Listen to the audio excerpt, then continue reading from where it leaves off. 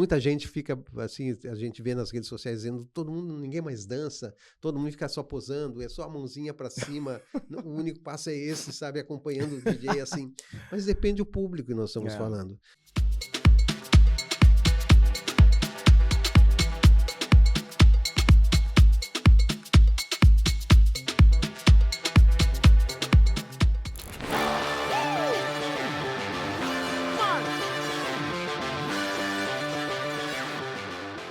Hoje eu tô com uma figura ilustre que eu muito respeito.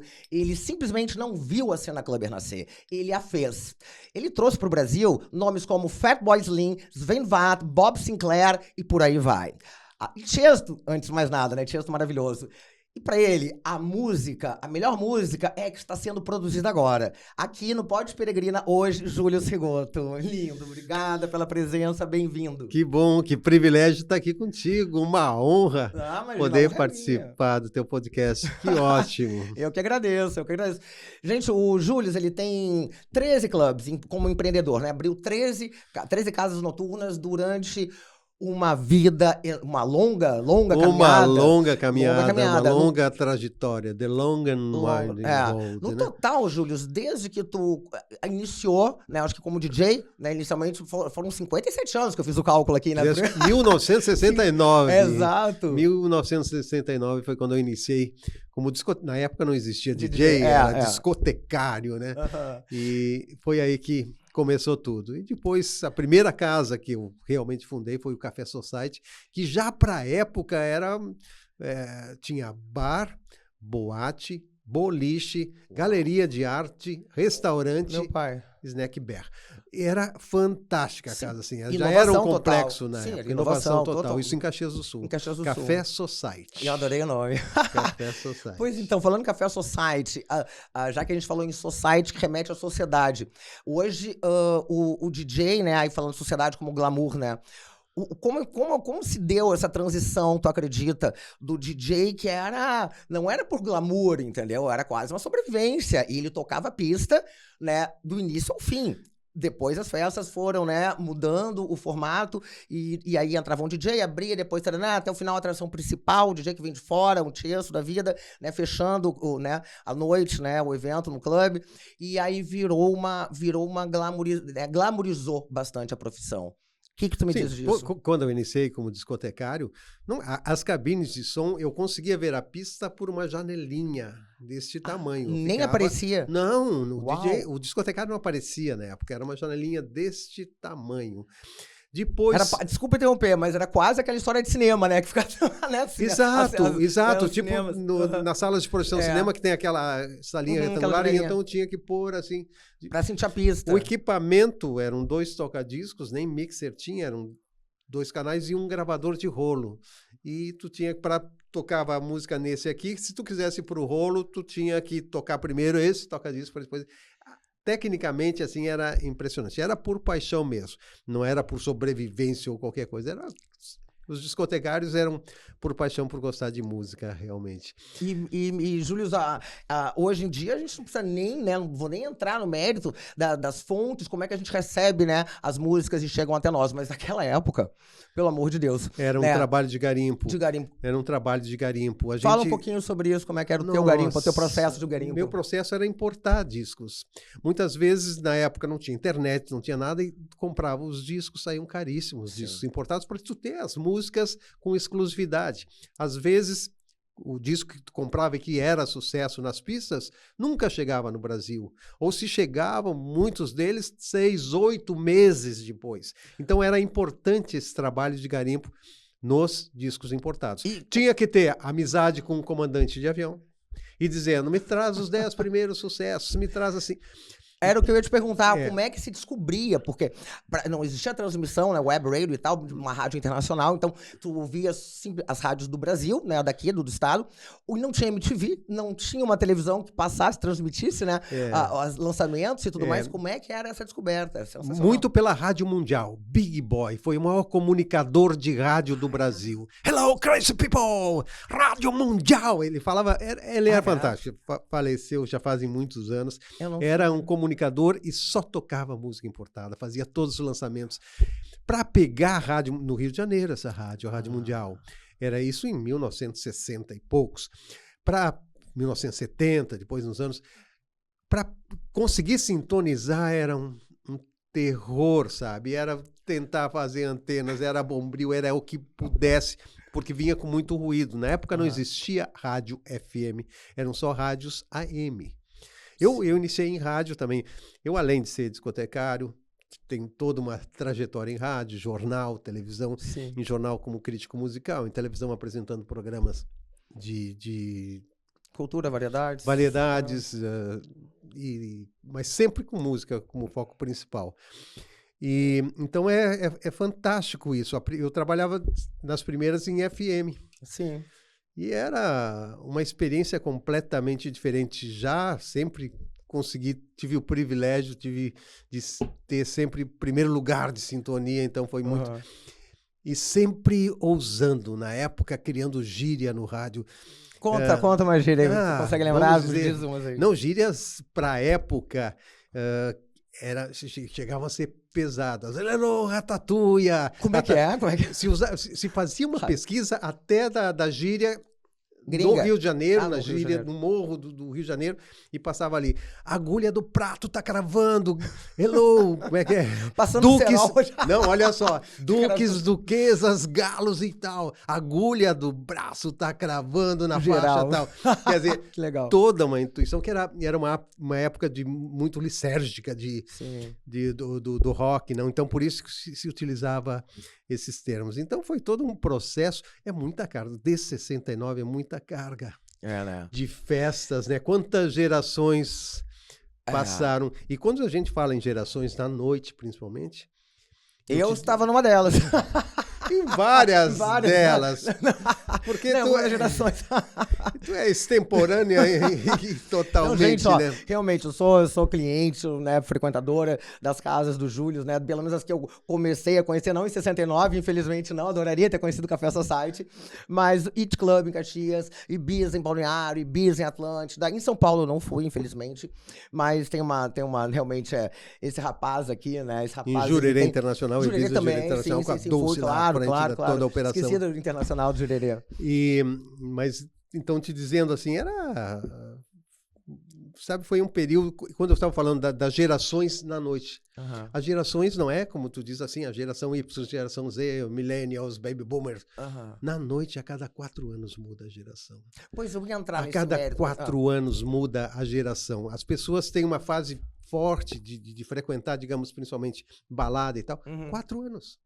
4 anos. Que é o mais forte da juventude. As memórias das pessoas estão todas aí. Inclusive, musicalmente falando. Existe a paralisia musical. Sabe o que é a paralisia musical? As pessoas até os 24 anos têm, digamos, isso foi uma pesquisa da BBC de Londres que fez. Eu tenho outra, mas vamos lá, deixa eu ouvir a tua. Perfeito. Até os 24 anos atingem o pico de memória. Não só de memória, de buscar coisas novas, referências novas.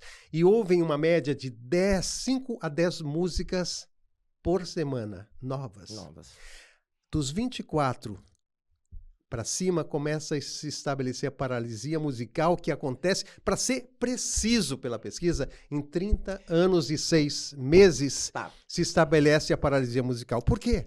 Porque tá casado, tá com filho pequeno, o emprego tá bombando, então a música perde o interesse na formação de personalidade da pessoa. Eu ia dizer, eu tenho uma pesquisa, né, eu estava apontando, mas exatamente, eu não sabia desses detalhes, assim, de meses e anos, mas a informação que eu tenho nessa pesquisa da BBC é que exatamente 30 anos...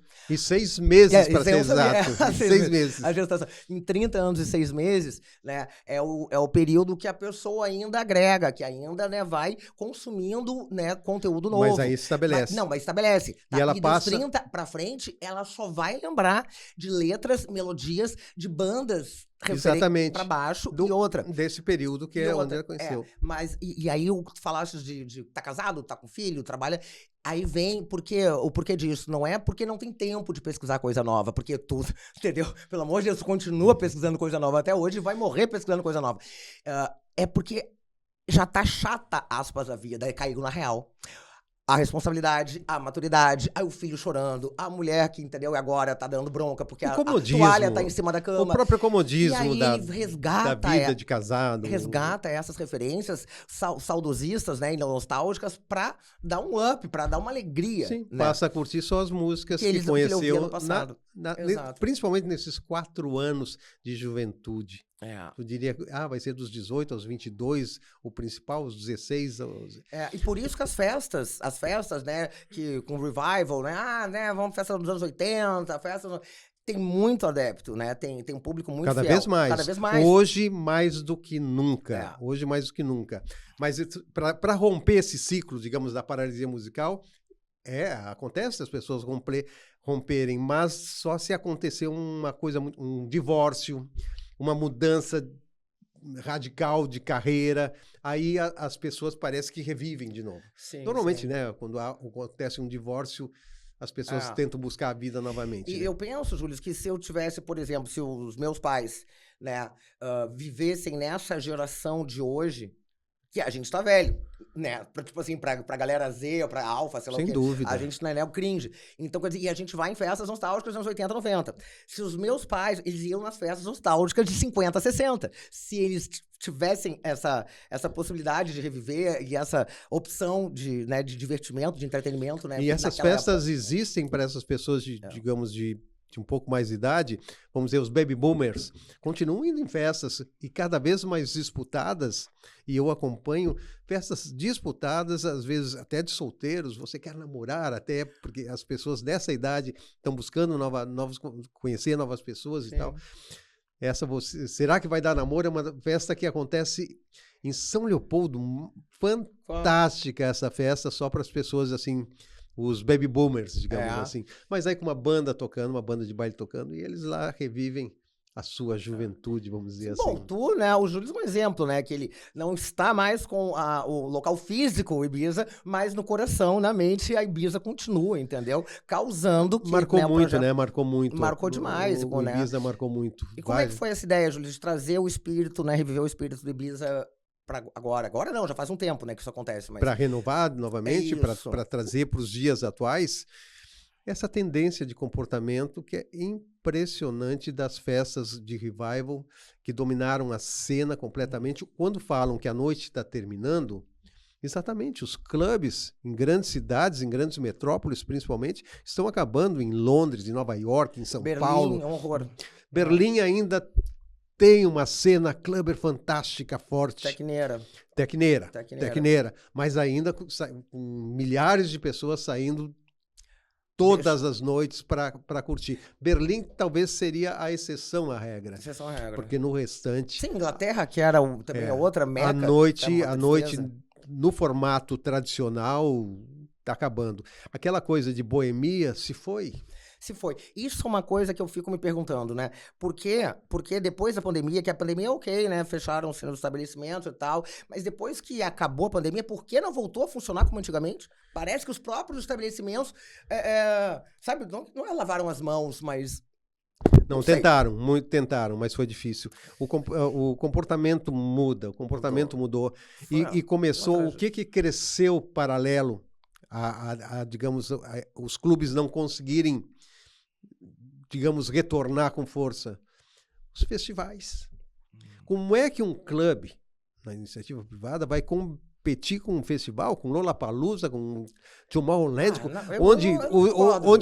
não concordo, porque a gente precisa ter aqui toda semana, eu não tenho condições de... Mas como é que o clube vai pagar um DJ, que é o que está sendo consumido, por exemplo, o Rufus.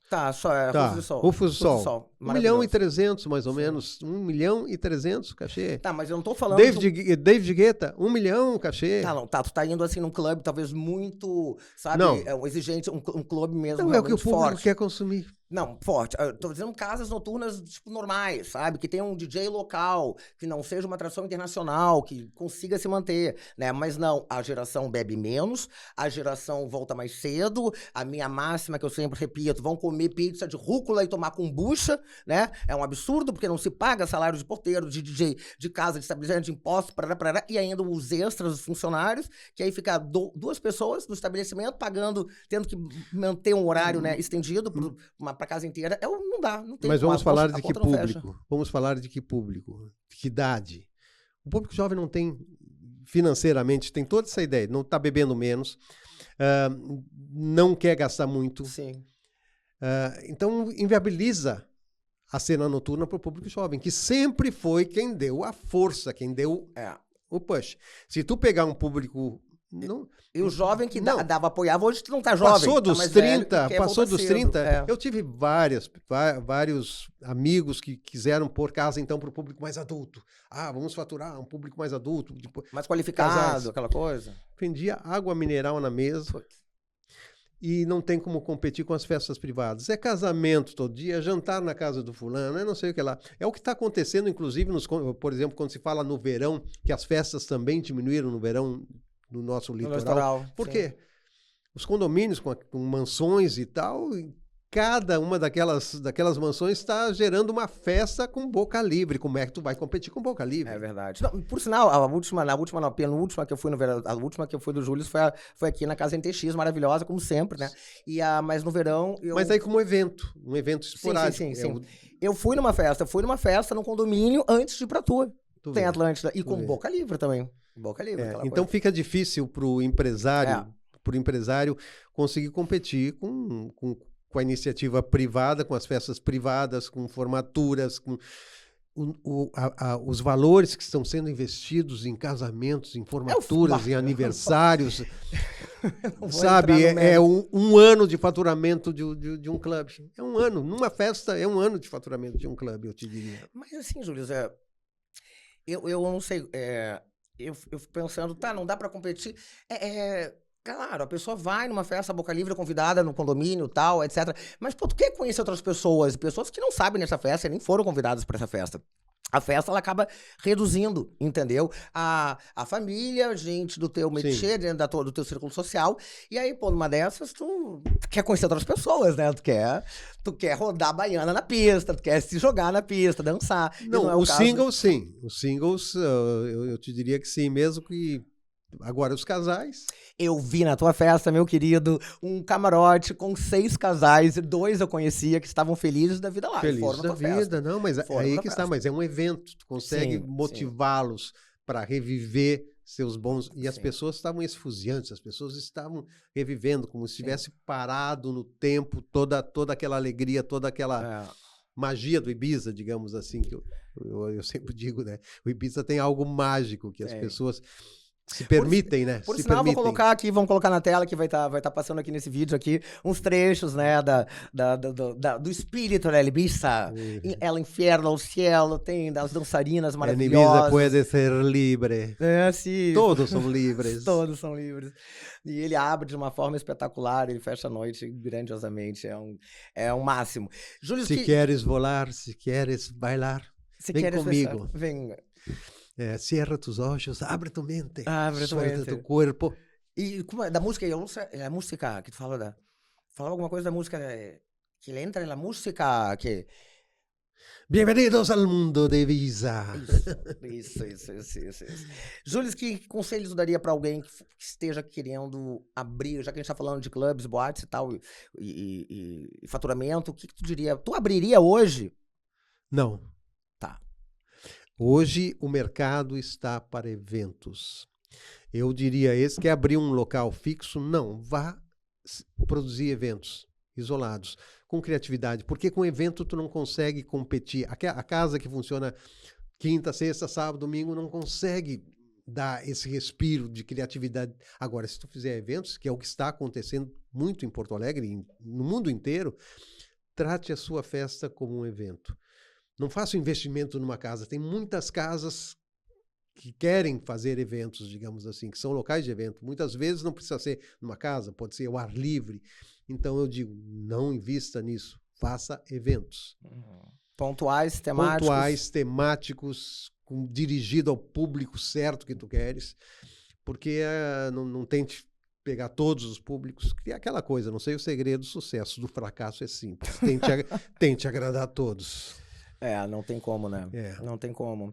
Por isso os nichos, né, são tão importantes pra gente conhecer o cliente, saber o que ele gosta, saber o que ele não aceita e trabalhar aquilo com muito carinho, porque esse é o insumo da sobrevivência, da prosperidade, né, e da razão pela qual a pessoa abre um negócio, né? Pela razão pela qual a pessoa abre. E o dançar? E o dançar, claro. E o dançar. O dançar é fantástico. Hoje, muita gente fica, assim, a gente vê nas redes sociais dizendo ninguém mais dança, todo mundo fica só posando, é só a mãozinha pra cima, o único passo é esse, sabe, acompanhando o DJ, assim.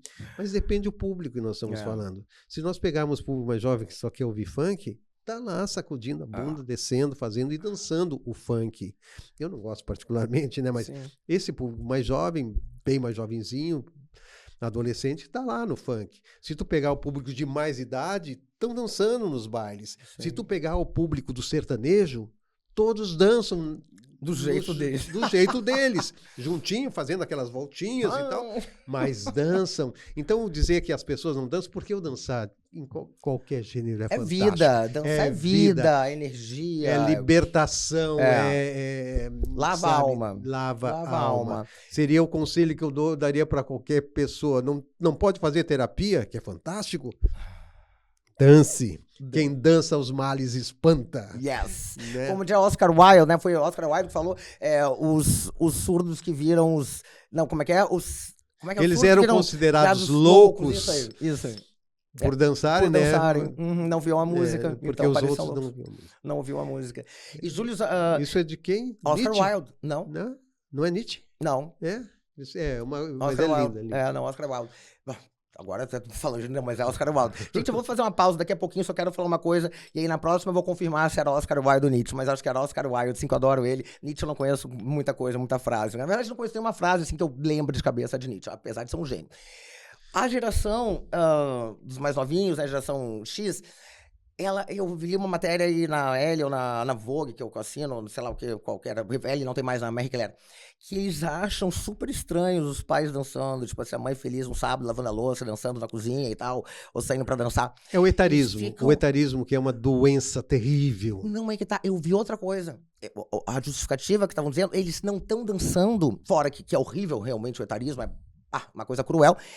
Eles têm medo de serem julgados, olha que loucura, serem julgados e serem filmados na pista passando ridículo. É isso. Digamos, os baby boomers, a geração X, os millennials, a internet estava engatinhando, digamos, nos millennials. Hoje não.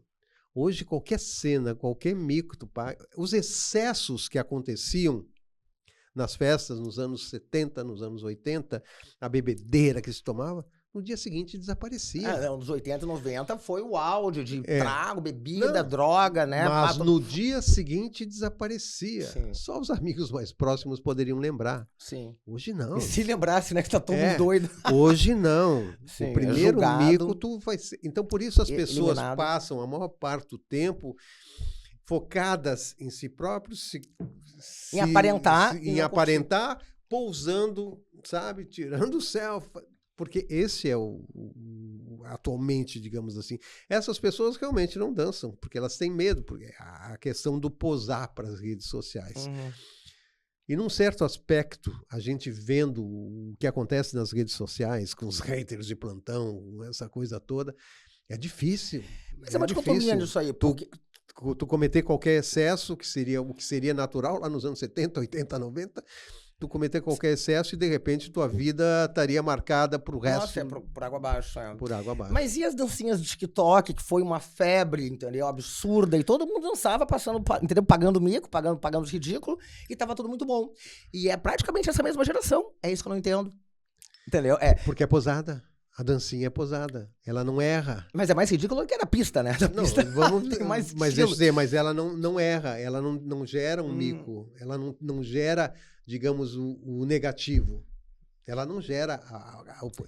Se gerou Porque positivo... ela já tá fazendo, acho que sabendo que vai ser ridículo, então se falarem, rirem, esse é o objetivo. Esse é o objetivo. Agora, se ela for dançar como ela gostaria de dançar, se soltar, ela poderia ser julgada, taxada de Não, se milionária. pegar um John Travolta, vamos dizer, a Disco Music foi o período mais fantástico, onde, digamos assim, o tema seria danço, logo existo. No tempo da discoteca, da dance music. Vocês pegam o John Travolta, imagina pegar o John Travolta com aqueles passos no tempo e pôr numa festa nos dias de hoje. Nossa. Vira mico. Todo mundo cochichando, assim, que isso ali. E aí vai também, nós já que falamos no etarismo, né? Que terrível as pessoas. Hoje, cada vez as festas, shows estão mais isolados em guetos, em grupos. O que fugiu disso ali é motivo de tal. Vou te dizer isso, aconteceu de eu estar prestigiando meus amigos, DJs, numa pista paralela de música eletrônica no Planeta Atlântida.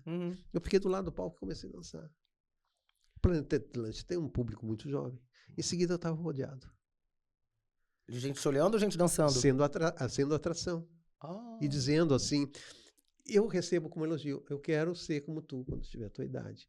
Sim, não, mas tu entende que ao mesmo tempo que eu recebo isso como elogio, isso é de uma discriminação etária absurda, tu entende? Porque hoje tu não tem espaço. Essa pessoa nunca vai ser tu, pra começar, ela não estava dançando, né? Se naquela idade ela já não dança, imagina, mas não é mesmo. Mas hoje existe muito isso, não existe mais a liberdade daqueles porque foram considerados loucos por estarem dançando por aqueles que não ouviam a música. Então, mas a vida é bela e tá aí para ser vivida. E a música é para ser ouvida. E ser dançada. E ser dançada. Né? Exatamente. Gente, eu vou dar uma pausa agora, um breakzinho. Não se esqueçam, na GTV, sempre um podcast Pod Peregrina inédito, aos domingos, às 9 da noite, com reprise durante a semana. Baixa o aplicativo ou nas Smart TVs, só procurar ali no search, AG Espaço TV, que você acha gratuito, tá bom? E agradeço a KV Makeup, Quanta Vita Makeup, que sempre me oferece os produtos maravilhosos. Eu sou mega fã, ultra fã. Quem assiste o Pod Peregrina com frequência sabe que eu sempre elogio e é de coração verdadeiro, tá bom? Essa base, pra mim, é a melhor do mundo. Tá? Obrigada, já voltamos.